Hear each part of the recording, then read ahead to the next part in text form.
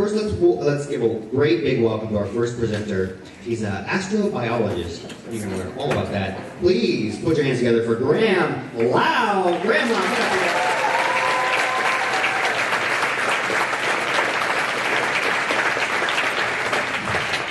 Hi, everyone.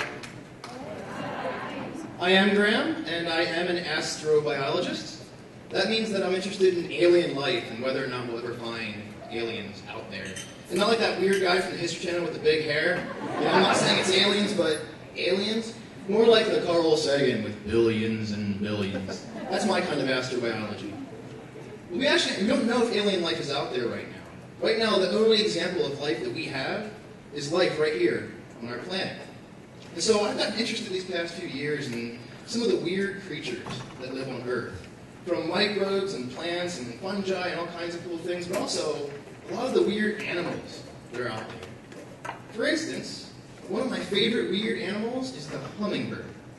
They're such beautiful little birds, with flapping their wings so fast, 50 times per second, and they should all fucking die. They make absolutely no sense evolutionarily. A hummingbird's metabolism to beat its wings that fast is about 77 times greater than our metabolic need. So for instance, if you had the metabolism of a hummingbird, you would have to eat about 155,000 calories a day just to stay alive. Give you an idea how much that is. There's this really awesome place in Pennsylvania called Denny's Beer Barrel Pub. This place has the largest cheeseburgers in the planet. They have one called the Belly Buster. It is a 25,000 calorie, 20-pound cheeseburger.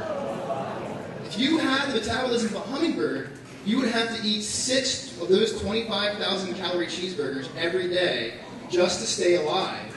And that wouldn't be enough yet. You'd have to top it off a little bit more with, like, I don't know, a Diet Coke. But there are lots of weird creatures out here on our planet.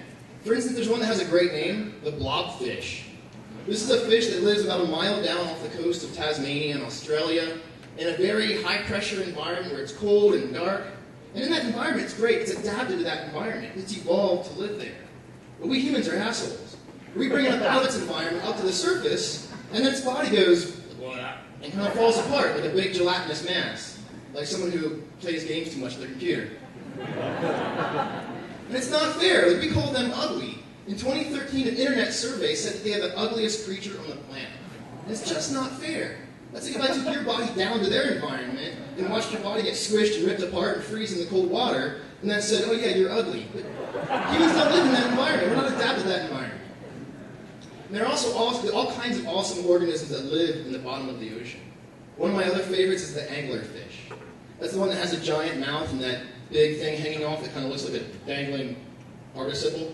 And it's lit up, and it glows like a lure to bring in their prey, these other fish for them to eat. It's just like in American marketing when they put the words for sale on something and people come running just to buy it. It's a lure, it brings them in. There are other kinds of weirdness out there in the animal kingdom too. For instance, senses. We have our hearing and our taste and our touch. But there's other kinds of senses out there and different ways to express these senses. For instance, with our hearing. We hear about 20 to 20,000 hertz. That's a vibration per second, so up to 20,000 vibrations per second. There's an organism called the greater wax moth that hears 50,000 to 300,000 vibrations per second. That's 12 times greater than what we even hear. So if I have that kind of hearing, maybe when my wife comes home from work and starts nagging at me, I actually listen more often. I don't know. Maybe not. I'm going to leave you with one more really awesome organism. See, when it comes to ecology, there's those 4 F's, right? Ecology, there's fighting and fleeing and feeding and fornicating. And when it comes to fornicating, sex is really awesome. And one really important thing about sex for a lot of our organisms on this planet are penises. And the longest penis to body ratio of any organism in the animal kingdom comes from the lowly barnacle. Those little sessile organisms stuck to the sides of ships and piers.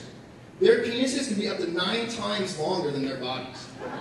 So I'll give you an example here. I'm 5'6". If I was a barnacle, my penis would be 50 feet long. I would never have to leave the house. I could impregnate people in the back row. And the craziest thing about barnacles is after they use it, it falls off. So I could put my 50-foot penis out, impregnate someone, and then just walk away. And I'd be good. And so I don't know if we'll ever find alien life. I hope we do. I feel like it's probably out there. But I feel like there's enough crazy alien life here on Earth alone, these weird organisms, this crazy biology, it gives us a lot to study, to understand. And for astrobiologists like me, that's just freaking cool. I've been Graham. You guys have been great. Thank you very much.